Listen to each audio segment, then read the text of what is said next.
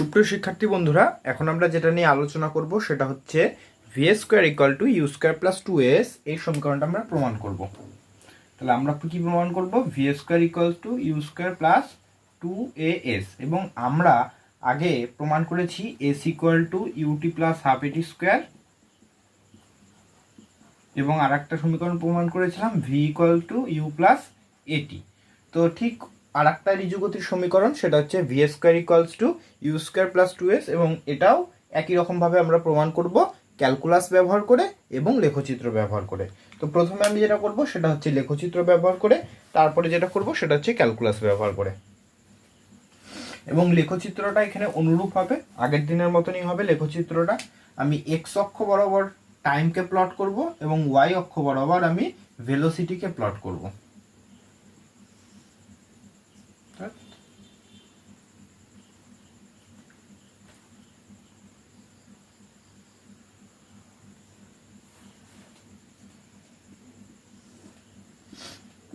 এটা আমার এক্স অক্ষ এবং এটা হচ্ছে আমার ওয়াই অক্ষ, ঠিক আছে? তো এক্স অক্ষ বরাবর আমি নিচ্ছি টাইমকে, আর ওয়াই অক্ষ বরাবর নিচ্ছি আমি ভেলোসিটিকে বা বেগ। তাহলে এখন একটা পার্টিকেলের ভেলোসিটি ইউ বা প্রাথমিক বেগ, আমি এখান থেকে এতটুকুনি পর্যন্ত বোঝালাম যে এটা হচ্ছে তার প্রাইমারি ভেলোসিটি বা প্রাথমিক বেগ। এই প্রাথমিক বেগটা হচ্ছে কনস্ট্যান্ট, তাই এটার মান কখনো চেঞ্জ হবে না ওয়াই অক্ষ বরাবর, মানে রেখাটা কিন্তু নত হবে না। এবার এখান থেকে একটু নত হয়ে গেল, তার মানে কি এইখান থেকে ওর বেগটা আস্তে আস্তে পরিবর্তন হয়ে গেল। তাহলে এখান থেকে এইটুকুনি হচ্ছে আমার ইউ, আর এখান থেকে এইটুকুনি হচ্ছে আমার ভি। তো ভিটা কি? ভিটা হচ্ছে টার্মিনাল ভেলোসিটি বা অন্তিম বেগ। তো এই অন্তিম বেগ কি করে বুঝলাম? এই যে ভেলোসিটি যখনই দেখবে, ভেলোসিটির রেখাটা স্ট্রেট লাইনটা যখনই এরকম কাত হয়ে যাবে, তখন মানে হচ্ছে সেই জায়গাটা যে বেগ পরিবর্তন হচ্ছে। হ্যাঁ, 10 মিটার পার সেকেন্ড থেকে 12 মিটার পার সেকেন্ড হলো, ওই যে 2 মিটার পার সেকেন্ড বৃদ্ধি পেলো, সেটাই হচ্ছে এই স্ট্রেট লাইনটা, যেটা একটু বেঁকে রয়েছে। এবং এটা কতটা কোণে বেঁকে রয়েছে? টাইম অ্যাক্সিসের সাথে থিটা কোণে নত রয়েছে। তাহলে যেহেতু আমরা জানি যে যখনই কোনো একটা গ্রাফের এই ধরনের লাইনগুলো যখন একটু বেঁকে যায়, তখন এই যে ভিতরে অ্যাঙ্গেল করে তার ট্যানজেন্টের মান অর্থাৎ ট্যান থিটা সেটার অ্যাক্সিলারেশনকে রিপ্রেজেন্ট করে। তাহলে আমরা কি বলতে পারি? অ্যাক্সিলারেশন এ ইকুয়ালস টু এই ত্রিভুজের ক্ষেত্রে ট্যান থিটা। তাহলে ট্যান থিটা মানে কি জানি আমরা? লম্ব বাই ভূমি। তাহলে এই ত্রিভুজের ক্ষেত্রে এইটা হচ্ছে আমার 90 ডিগ্রি, তাহলে 90 ডিগ্রির বিপরীত বাহু হচ্ছে অতিভুজ। এটা হচ্ছে ভূমি, এটা হচ্ছে লম্ব। তাহলে এটা যদি ভূমি হয় এবং এটা যদি লম্ব হয়, তাহলে হবে লম্ব বাই ভূমি। তার আগে আমাকে নামকরণ করে দিতে হবে। এটা আমি নাম দিলাম ও, নাম দিলাম এ, বি, সি, ডি, আর এটাকে দিয়ে দিলাম ই। তাহলে দেখো, আমি ট্যান থিটা ইকুয়াল টু লম্ব বাই ভূমি, লম্ব বলতে আমার বিসি আর ভূমি বলতে হচ্ছে এসি। তাহলে ট্যান থিটার জায়গায় আমি কি লিখতে পারি? বিসি আপন এসি। ঠিক আছে? তাহলে এসি ইকুয়ালস টু কি লেখা যাবে? এসি ইকুয়ালস টু লেখা যাবে বিসি আপন ট্যান থিটা।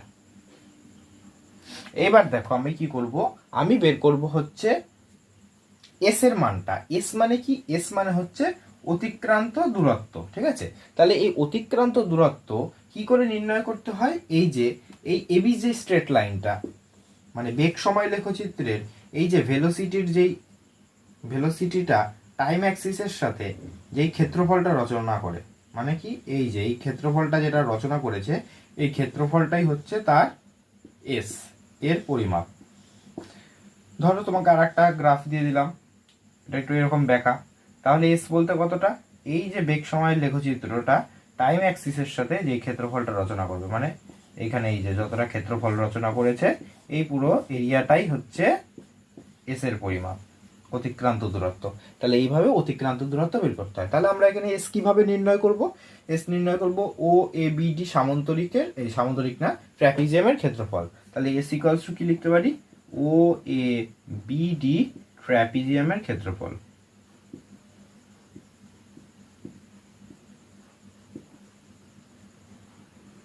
তাহলে ট্র্যাপিজিয়ামের ক্ষেত্রফলের সূত্র কি? ট্র্যাপিজিয়ামের ক্ষেত্রফলের সূত্র হচ্ছে হাফ ইন্টু সমান্তরাল বাহুদ্বয়ের সমষ্টি ইন্টু তাহাদের মধ্যে লম্ব দূরত্ব। তাহলে সমান্তরাল বাহু কোনটা? সমান্তরাল বাহু হচ্ছে এও আর হচ্ছে বিডি, এটা হচ্ছে সমান্তরাল বাহু। তাহলে সমান্তরাল বাহুদ্বয়ের সমষ্টি কি হবে? এও প্লাস বিডি ইন্টু তাদের লম্ব দূরত্ব। লম্ব দূরত্ব কোনটা? এ ও আর বিডির লম্ব দূরত্ব কোনটা? বিসি না? কেন? কারণ এই যে এসি রেখাটা এই বিডির সাথে 90 ডিগ্রি অ্যাঙ্গেল করেছে, আর এটা কি এদিকে হচ্ছে এও, তাহলে এওর থেকে এটা হচ্ছে বিডির দূরত্ব এবং মাঝখানে এটা কি 90 ডিগ্রি, তার মানে এটা হচ্ছে কি লম্ব দূরত্ব। তাহলে লম্ব দূরত্ব কে? লম্ব দূরত্ব হচ্ছে এসি। ঠিক, তাহলে আমি যেটা বলছিলাম s equals to O A B ট্র্যাপিজিয়ামের ক্ষেত্রফল। তাহলে কি পেলাম? হাফ ইন্টু সমান্তরাল বাহুদ্বয়ের সমষ্টি ইন্টু তাদের লম্ব দূরত্ব। তাহলে সমান্তরাল বাহু কোনটা?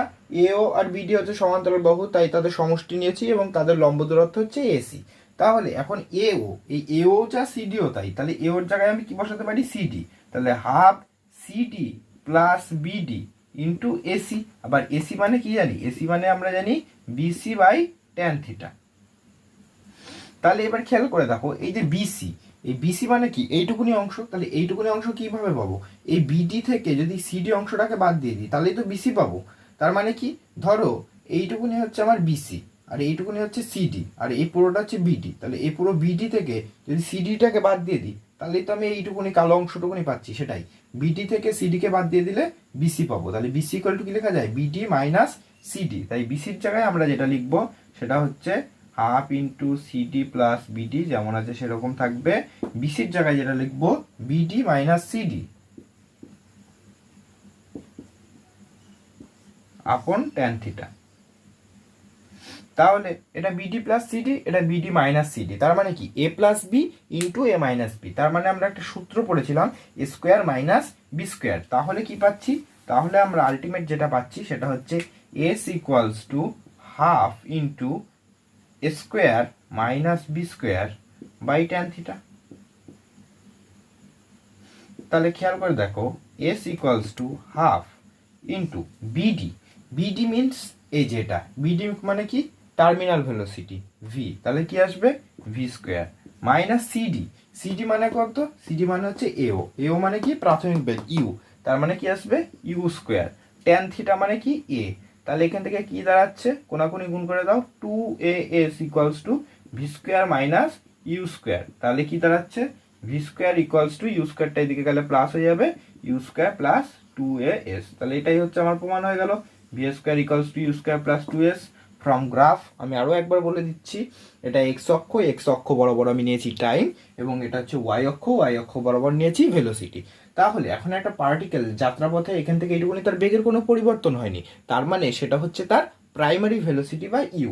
এবার বেগের পরিবর্তন হয়েছে এ থেকে বি পর্যন্ত, তার মানে এইখান থেকে ফ্রম এইখানে যেহেতু ভেলোসিটি, তো এখান থেকে এইখানে হচ্ছে এটা হচ্ছে অন্তিম ভেলোসিটি ভি, আর এখান থেকে এটা যেহেতু কোনো চেঞ্জ হয়নি তাই এটা হচ্ছে প্রাথমিক ভেলোসিটি। তাহলে আমি বলতে পারি এও is a initial velocity and BD is terminal velocity or final velocity, and that's represented by small v. ওকে, এবার যেটা বলবো সেটা হচ্ছে এই যে এখানে থিটা কোণে নত হয়েছে এবি স্ট্রেট লাইনটা, তো এবি স্ট্রেট লাইনটা থিটা কোণে দেখো নত হয়েছে। তো থিটা কোণে নত হওয়ার মানে কি? থিটা কোণে নত হওয়ার মানে হচ্ছে এখানে তার অ্যাক্সিলারেশন, এবং অ্যাক্সিলারেশনটা আমরা কিভাবে প্রকাশ করব? অ্যাক্সিলারেশনটা প্রকাশ করব হচ্ছে ট্যান থিটার মাধ্যমে। তাই আমি কি লিখবো?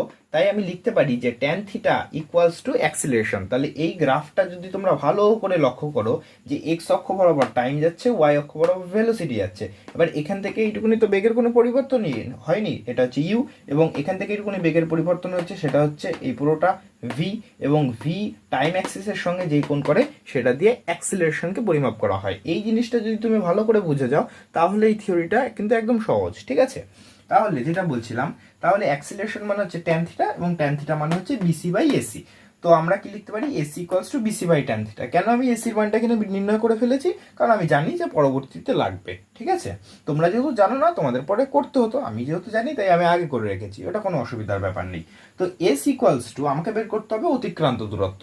তো অতিক্রান্ত দূরত্ব আমি বের করতে জানি, আমি কি জানি যে বেগ সময় লেখচিত্রের এই যে স্ট্রেট লাইনটা, এই স্ট্রেট লাইনটা টাইম অ্যাক্সিসের সাথে যেই ক্ষেত্রফলটা রচনা করে সেটাই হচ্ছে তার অতিক্রান্ত দূরত্বের সমান।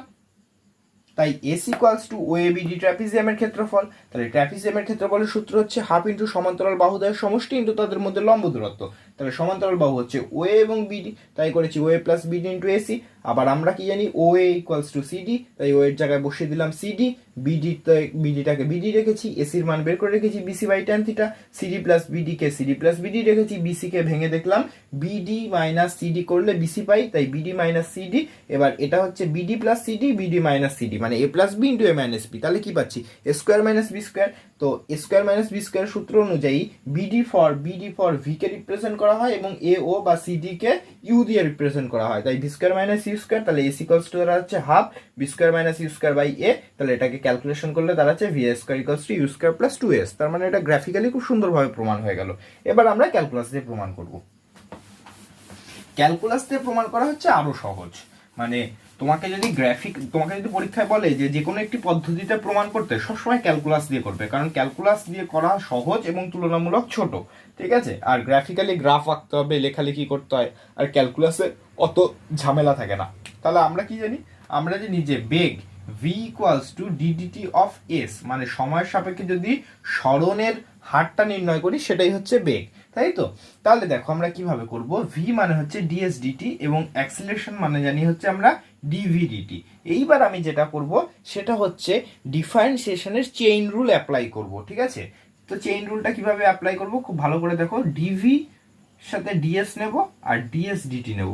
তাহলে আমি বলেছিলাম কিন্তু এটা ভাগ প্রক্রিয়া না, কিন্তু শৃঙ্খল প্রক্রিয়াটাকে বোঝার জন্য আমরা ভাগের মতন এটাকে ভেবে নেব।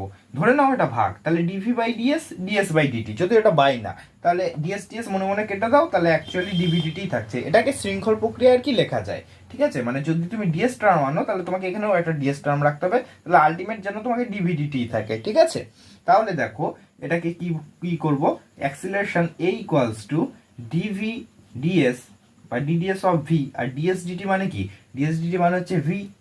তাহলে এটাকে ক্যালকুলাসের ভাষায় লেখা যায় ADS equals to V DV. এবার আমি বাম পক্ষটাকে এই পাশে লিখছি, এর পাশটাকে ও পাশে লিখছি, তাহলে কি দাঁড়াচ্ছে V DV equals to A DS. এবার কি করব, আমি বোথ সাইডে ইন্টিগ্রেশন করব, integration V DV equals to integration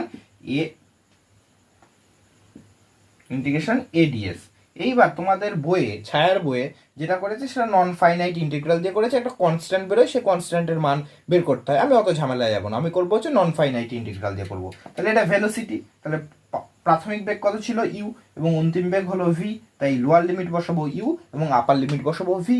এবং এখানে অ্যাক্সিলারেশন এডিএস, তাই না।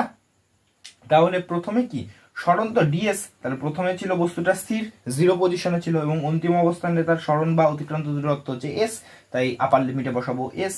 তাহলে ভি ডি ভি এটা করলে কি পাবো, integration X to the power N DX মানে হচ্ছে X to the power N plus one by N plus one. তাহলে ইন্টিগ্রেশন ভি ডি ভি মানে ভি এর মাথায় কত আছে, এক, তাহলে V to the power one plus one by one plus one, তার মানে হচ্ছে ভি স্কোয়ার বাই টু। তাহলে ইন্টিগ্রেশন ভি ডিভি মানে হচ্ছে ভি স্কোয়ার বাই টু।